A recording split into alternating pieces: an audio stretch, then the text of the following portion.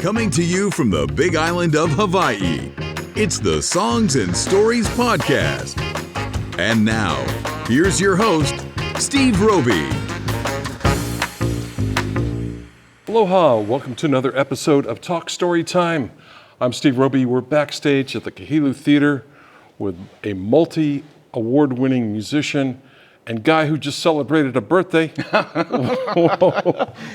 Nathan Aweau. Thank you so much, Steve. Thank you for having me. It's good to see you. I think it's been maybe a year or so, the Hawaiian Staki Ukulele Guitar Festival. That's right. Yeah. So you get a chance to step out solo tonight, right?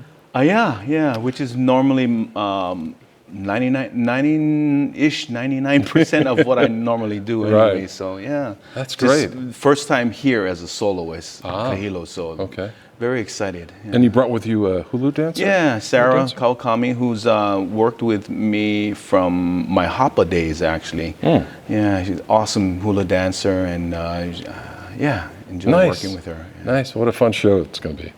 Well, let's start out at the beginning. A brief overview of your career, and what was the inspiration that led up to you becoming a musician?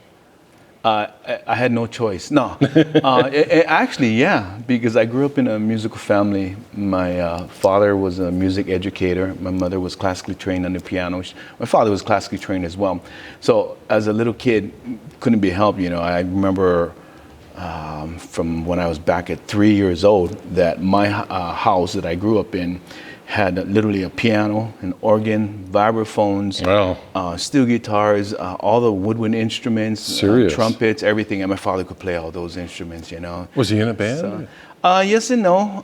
Meaning, what I mean by that is his main thing was an educator, but he played in various bands and whatnot, from jazz to Hawaiian. Wow. So I think that really helped me to be able to play different genres of music, was because my father was able to do that and appreciate all the different genres. Yeah. How did you settle on the bass?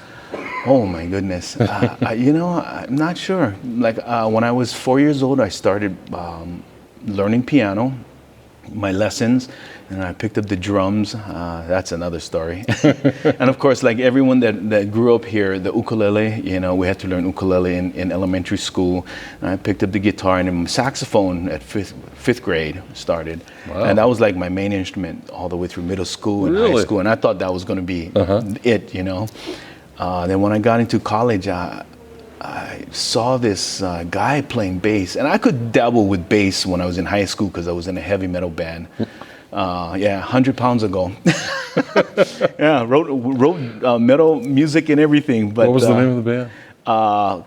We had two different, but first one was, oh my goodness, he was the name of the Greek god of music. I can't remember his name now. Apollo.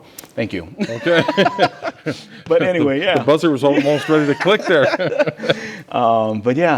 Started playing bass mainly because when I started a heavy metal band in high school, I was a guitar player and the lead singer and the writer of the band. And then my good friend back then was the lead guitarist. We had a drummer, all in the same high school. Nice. And I kind of had my eye on this really cute little Japanese girl, one of our classmates.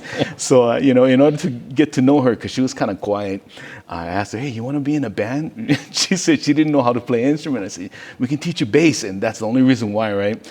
But then what happened was we practiced a lot, and then last minute she decided she didn't want to do it, so she quit. And we needed a bass player, so I had to step in at that point, you know. So, from that point, I don't know what it was, just listening to various basses over the years, and I just kind of stuck with it and really enjoyed playing. Any favorite bass players? Oh God, there's so many. Yeah.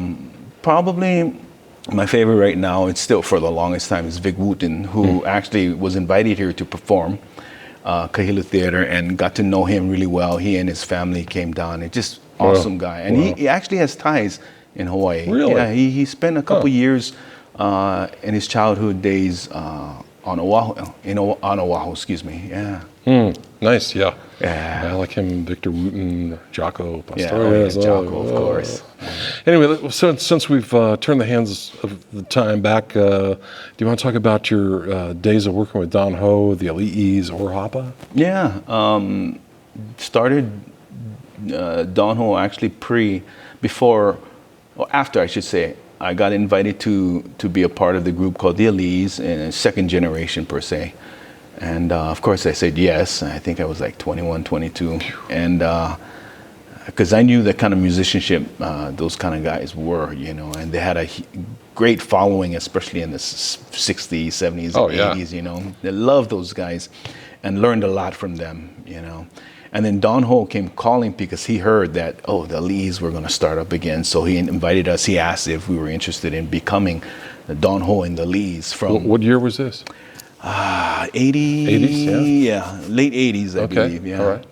And so we said yeah, and it was fun, you know, because we did 5 nights or 6 nights a week, did Don Ho show, and then we had like an hour and a half to get to the our next show, which was the Lee show after that, you know. Wow.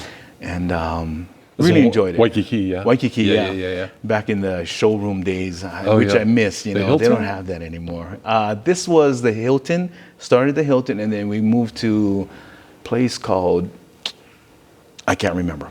I remember there was some sort of marquee or something. Right. Don Ho. Right, you know, that was they were his lined up home. down the block. and- Yeah. Oh, So yeah, I was with him for 16 years, and during that time, Barry Flanagan from Hapa, he came walking in, and just to kind of hang out, you know, watch the show, and then we met, talk story, we had lunch, and then next thing you know, he's inviting me to be one half, Nice. which I gotta let people know, because a lot of people don't realize that I'm not the original. You know, it was this awesome Hawaiian musician, Kelly Kaniali. He's the original. I came in after him. And but anyway, Yeah. From there, I said, spent about a good 10 years, one half of Hapa, and then I just decided, you know, needed to branch out more. Sure, you sure, know, yeah, so I yeah. went solo. So from that point to today, you've picked up 18 awards yeah. over the years. Yeah. What was that experience like? You know, I don't dwell on it, to be honest with you, Okay. because I always tell people, and my family know, that if you ever walked into my house, I don't have my awards All lined lining up up. there. In fact, most of them I give away. I gave it to my siblings, my grandparents, you Wow. know, and my parents and stuff. Just as a gift, you know. Sure. But I don't like just look at it and go, wow, you know. It just because I don't want to say it's a big deal. I'm very happy that my peers found my work worthy. Sure. You know. But again, I don't dwell on that kind of stuff. Yeah. Well deserved still. Thank you, Yeah, thank you. Yeah. Well, let's talk about the subject nobody wants to talk about, the pandemic. How did you get through it? What did you do to keep your chops up during the pandemic? If anything, the pandemic helped me to practice even more because nothing to do. You know, Like the rest of us. Yeah. It was actually, to be honest with you, it was tough because for the past 30-something years, I was a touring musician, gone 6 months out of the year, you know. And the beauty of being a touring musician successfully during those times is when I come home, I can stay home and enjoy family and stuff. But it was a little hard. It still is. You know, good thing about it is my wife and I and my family, we're able to stay above water, if you will. Nice. You know, within what was going on this past few years. But the positive thing I take is that I got to spend a lot more time with my family. My mo'opunas, I got 3 grandkids. Oh my gosh. Yeah, I know.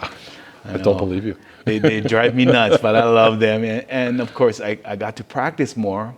I'm always writing, so the writing part is never a problem. But I started playing golf a lot more. Normally, I play golf once or twice a month, but this pandemic, literally, I started playing every day. Every day. I think we saw a clip on Kahili TV's Facebook page, teeing off there. Yeah, That was great. Yeah. So I love the sport. I always loved the sport, but to get to play it every morning, you know, Yeah. I loved it. Nice. It's a perfect place to play it. Yeah. Yeah. So, speaking of your writing during the pandemic, tell us about your latest music project.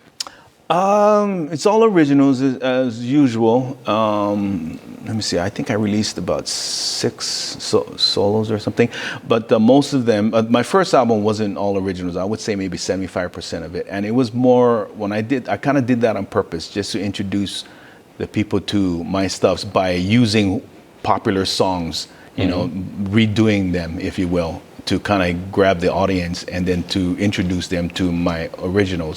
That's how I was taught, and Sure. I think it worked. Yeah. And from that point on, everything else, the next following 6 albums have been all originals.